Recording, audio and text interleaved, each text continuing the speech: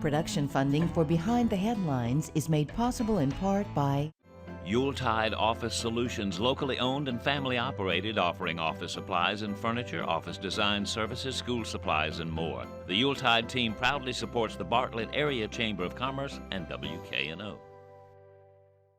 the WKNO Production Fund, the WKNO Endowment Fund, and by viewers like you. Thank you.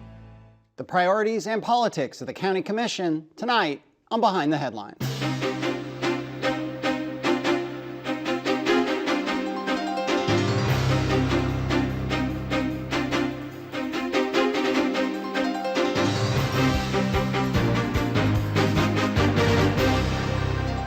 I'm Eric Barnes, publisher of the Memphis Daily News. Thanks for joining us. I'm joined tonight by Terry Rowland, Chairman of the Shelby County Commission. Good to see you. Absolutely. And Heidi Schaefer, also from the County Commission. Thanks for being back. Thanks for having me. Also, Bill Dries, Senior Reporter with the Memphis Daily News.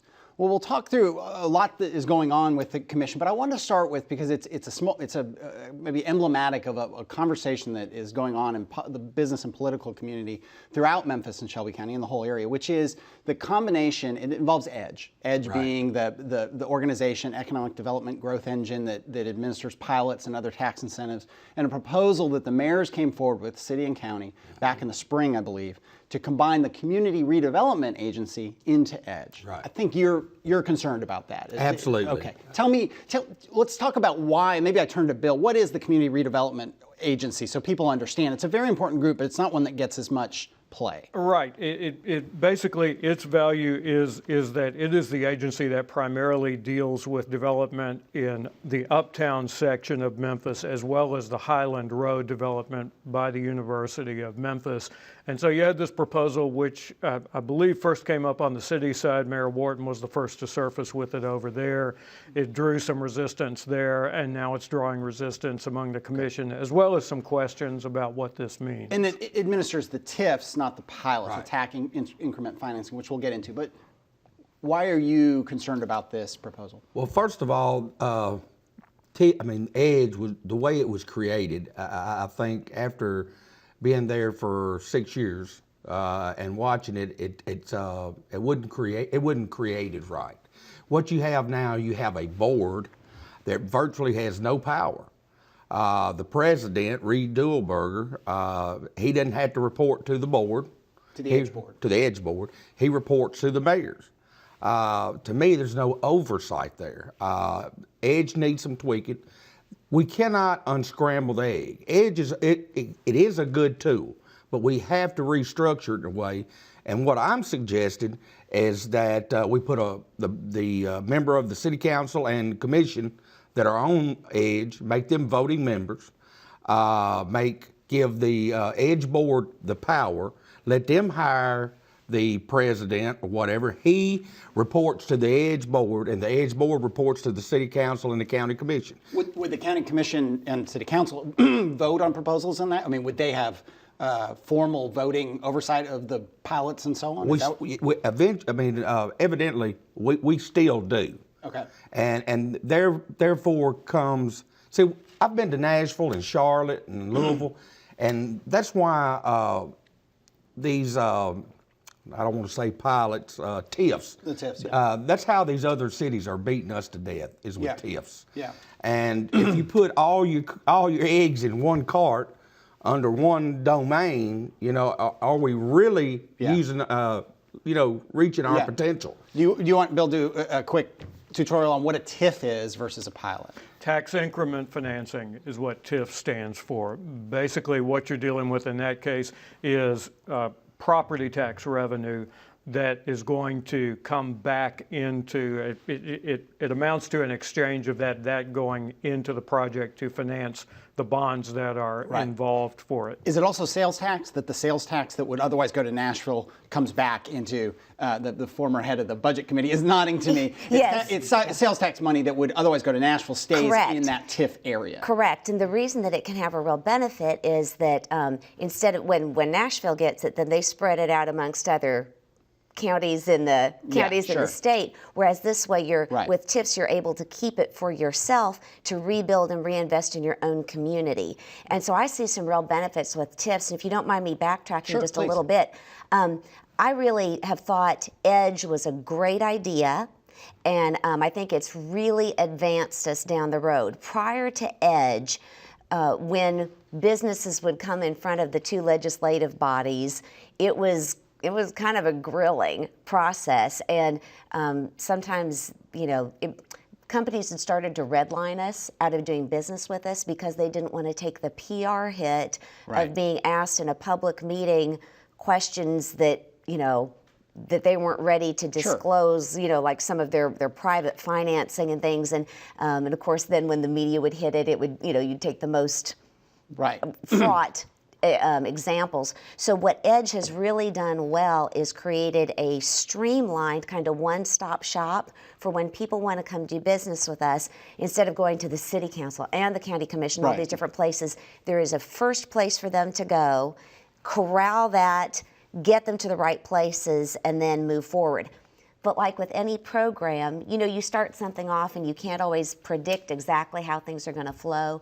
There probably do need to be some tweaks. Which you would, for instance? For instance, the fact that the city councilman and the county commissioner have no voting rights over on it that at EDGE all. board. So they're really just observers. They're just observers, but that is our legislative duty. We're the ones that have full responsibility for it. So were the to combine CRA, the Community Redevelopment Agency, into EDGE, it would have to go to the full county commission and the full city council, and there's a long ways from that happening.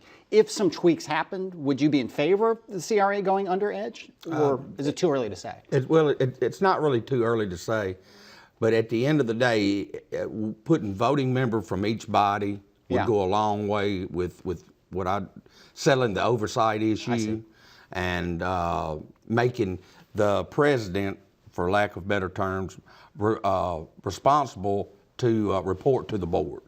In other words, right now the board doesn't have any power. But do you worry that, the thing, and Reed Dullberger's been on the show before, and other people, and everyone says about pilots and these, that they are an evil, and then people have various degrees to which they say it's a necessary evil because they're difficult and they're frustrating for taxpayers and all that. But they are necessary, what people will say, because the process in DeSoto County is so streamlined. It's a very simple system, and it really is embodied in one person. So the businesses who are looking to locate or relocate, the advocates say, they go to this one guy, and he doles out the incentives, done, signed, it's over, versus this very bureaucratic process that, as Heidi just said. So I assume you don't want to go back to that very bureaucratic process. That's what I said by you can't unscramble the egg. Okay. But we can implement different levels of oversight. I see. And one of them being being a vote member. But let me say this about pilots. I'm very mixed on pilots. I know sometimes people say they're a necessary evil, but you got to look at it in a common sense way. Say, for instance, just give you a good, for instance, say $9.5 million. If you give a pilot to a company for $9.5 million, well, that $9.5 million,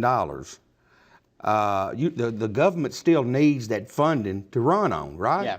So the only other way that Shelby County has to replace that 9.5 that you just give away is to put it on the back of the taxpayer in the form of property tax. Right. We got to get away from that. Yeah. That's killing Shelby County. Okay. One more question, we'll move on from this stuff. Why are TIFs not used? I've heard various people say this, but let's go to you, Heidi. Why people say, all these other cities, as Terry just said, they use TIFs way more effectively than we do. Why does Shelby County, Memphis, why don't we use TIFs? Well, it's interesting. So every commission has a different makeup, as Mr. Drees will testify. So when you have new members on, they have different ideas. Previous county commissioners have really just had kind of a bee in their bonnet about TIFs, under the idea that we're too poor a community for TIFs to be successful. They think that we won't generate the increment in order to do it. They think we're too poor a community. I think that I think it's worth doing, worth going into, and worth investing, but you have to do your due diligence on it. Yeah, right. Your take on why, and then we'll move on, why we don't use more TIFs? You think that's the same? I think that in the past, you've had one person over there in the CRA. Yeah. No, they haven't had any staff. Right. We've done 3 TIFs. One of them is the Uptown. We did one in Millington. And one on Highland. And one on Highland. Well, there's 4 then because we did Elvis Presley too. Okay. So it's partly just the staffing, and I've read that too, that Right. the agency was set up, but it doesn't have full-time staff and Right. so on and so forth. Okay. Let's move on. Bill. Let's talk about the county commission having its own attorney, Okay. which is another hot topic of discussion between the commission and the administration. Right. So to review where we've been on that, the commission approved doing that. The mayor vetoed that. The commission overrode that veto. Where are we now, Mr. Chairman? Well, I'm in talks with the county attorney. We're going to try to work through this. If we can't get there, we might go to court just to ask for a declaratory judgment. Let me say this: we played by the rules. First of all, the only way we could hire special counsel, it completely says it in the charter that we are within our rights to hire special counsel. Well, we did that. I did that with the stroke of the pen, just to get it started, okay? But I wanted buy-in from the commissioners. So we passed, and the county attorney clearly sent me a letter saying that if he can't write a contract unless we pass a resolution. We passed a resolution. The mayor vetoed it. We overrode his veto.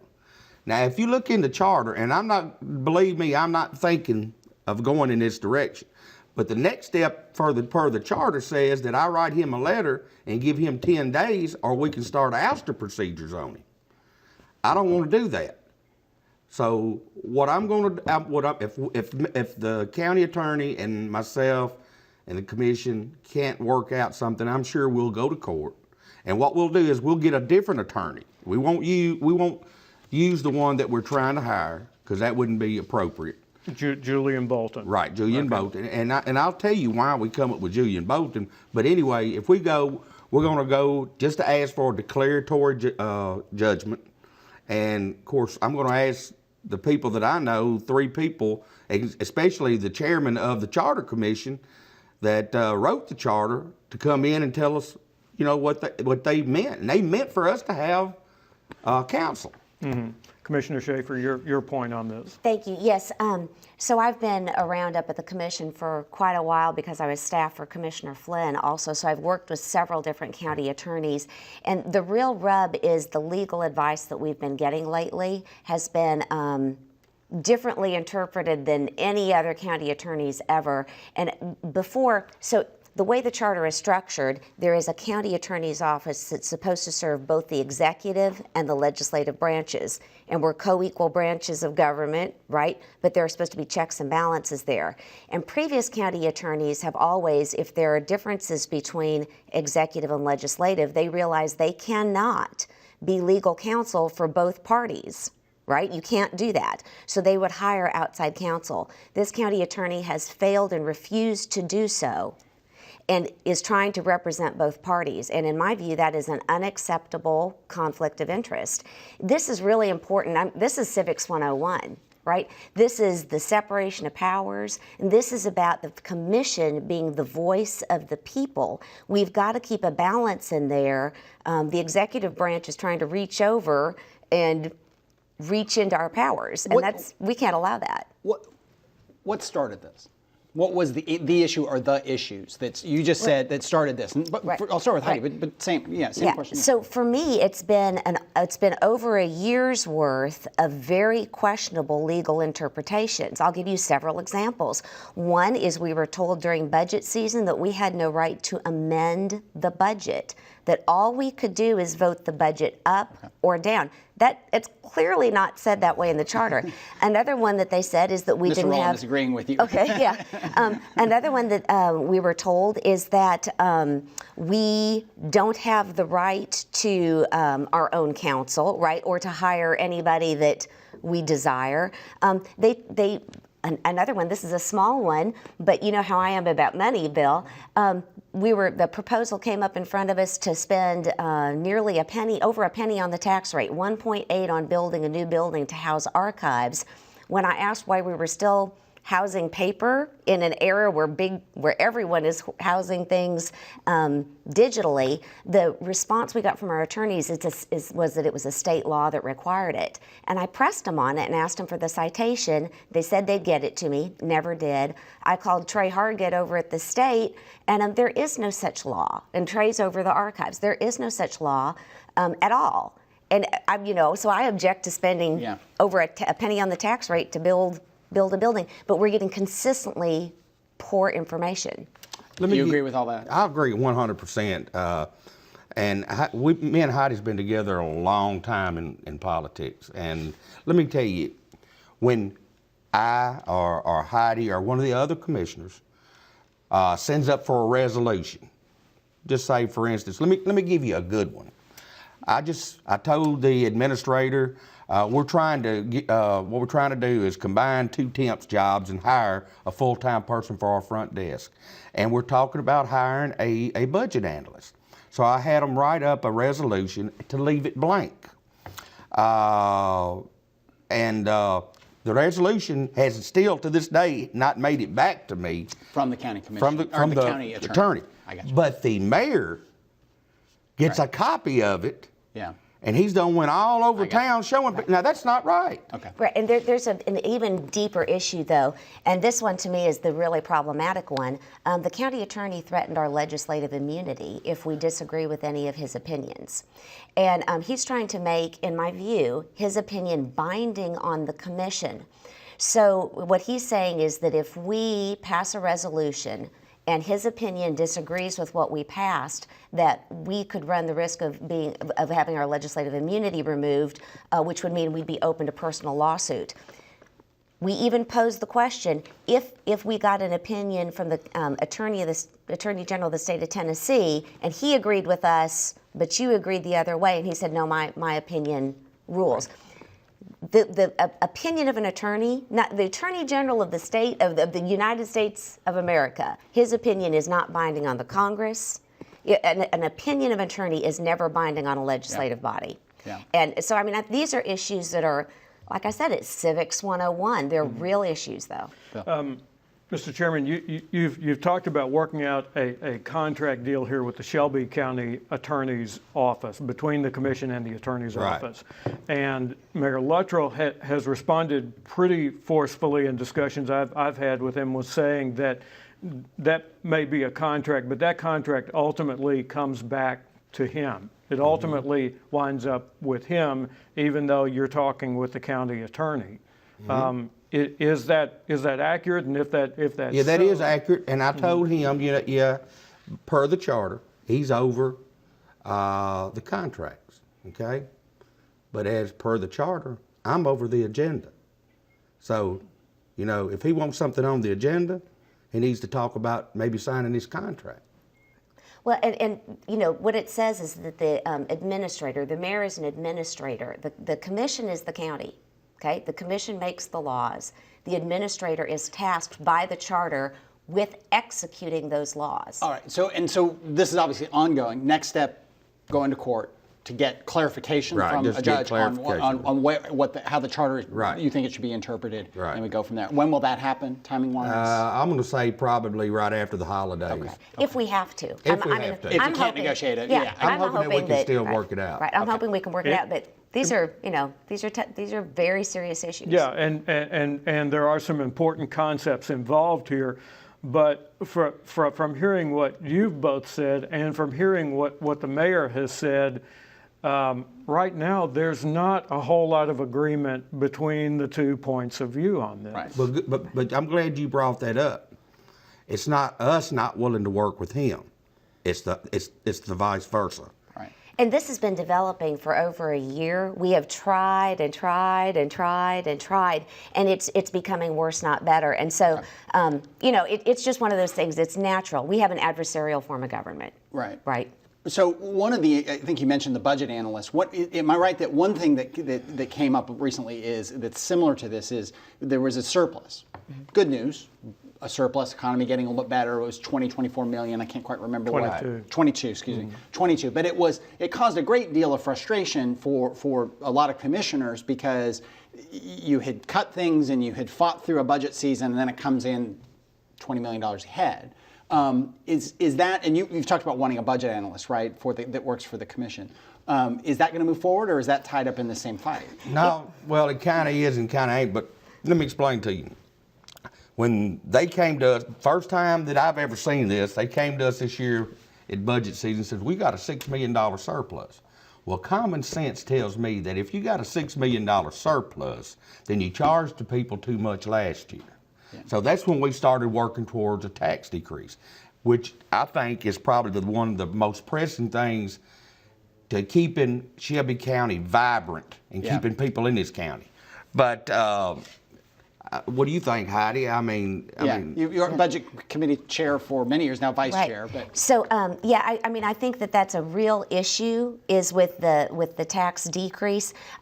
Most counties, I've been looking into best practices of counties, most counties, the legislative body has an auditor general and also a fiscal advisor that works for them, that is a stable staffed office that keeps things moving even through term limited transition. Yeah. Remember, this is the first time we've only been under term limits for a short amount of time, and I'm for term limits. One of the consequences of term limits, though, is that you lose that legislative institutional memory. Right, that's right. Correct. And so in order to keep some of those things, to fill in those holes, I think the commission really has to staff up a little bit to get good independent advice, because right now it's all being driven from the executive branch. They're hired and fired only by the mayor. Yeah. And this isn't personalities. This is executive versus legislative. We've got to be a little more independent. So we're the ones with the fiduciary duty. You guys just still on financing. The county commission refinanced what, $300 million. Is that a scoop and toss kind of thing that the city got really criticized for, or was this a fiscally sound kind of move to refinance that? Let me answer that one. We actually weren't given enough information to really know about it. Yeah. And that's really. It's good. We'll give you the short version is what we're hearing a lot of. That's what a fiscal advisor would because the short version is that it was refinanced down to a lower interest rate, thus lowering costs, which on the surface sounds great, but you still have unanswered questions. But the 2006 bonds that were included in that, let me make this perfectly clear. Not even one dime had been paid towards the principal of that 2006 bond. Gotcha. And I really have a problem with that. Right. When you haven't paid anything down on that bond and you're refinancing already. Yeah. I mean, because you haven't gained anything. Yeah. Right. We got about 4 minutes left, Bill. Just going back to that for a second, is there a balloon payment involved though further out? Because that was the issue on the city side with the scoop and toss. Right. And I didn't hear any mention of a balloon payment. I don't think there is, Bill. Fewer years down the road. Where does the county's, the county's pension situation, there's been such a focus in the city of Memphis and in other places around the country. Is the county on firm footing in terms of pension obligations and so on? Well, our pension system is pretty well off. But I'm going to tell you, the big thing that's hovering over Shelby County is this $1.2 billion in OPEB debt that the school system has. Yeah, that carried through to the new Shelby County schools. Everything went into that one. Right, and Commissioner Schaefer and the rest of the commissioners, we had Tony Saunders come in, and Tony Saunders was the gentleman that the governor of Michigan hired and brought in to straighten up Detroit. He has met with the school systems, and I think that he's going to work with the school system to try to get them to, and we're looking into adding our OPEB in there with it, because maybe there's some savings there if they do the schools and Shelby counties. So I'm gonna tell you, that's one of the most important things that's facing us. Your thoughts on that?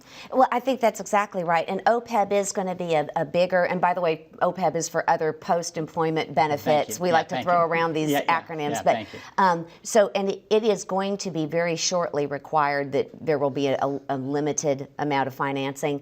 So we want to get out in front of that. There are some discrepancies in the numbers that we've seen about what our true OPEB liability is. Another reason I'm looking for an auditor general. The county side or on the school side? County side. Okay. County side. And, you know, everybody likes to ride the school system. I think we need to look at ourselves as hard as we're looking at the school system. Absolutely. If we're going to ask the schools about their OPEB, we have a fiduciary duty to really delve into our own financing. We're doing okay, right? But could we be doing better? Our tax rate is so high that it is costing businesses right now 33% more. Right.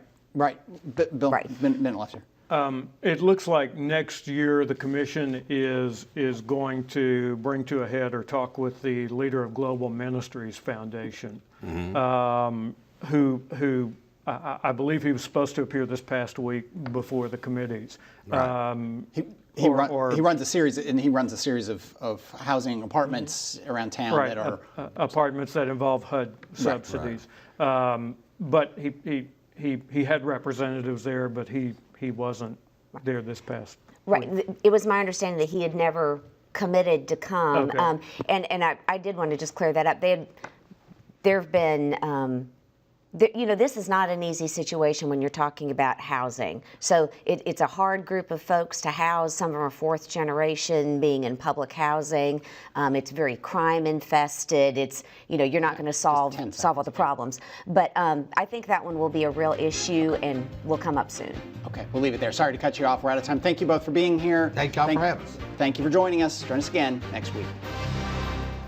Yuletide Office Solutions, locally owned and family operated, offering office supplies and furniture, office design services, school supplies, and more. The Yuletide team proudly supports the Bartlett Area Chamber of Commerce and WKNO.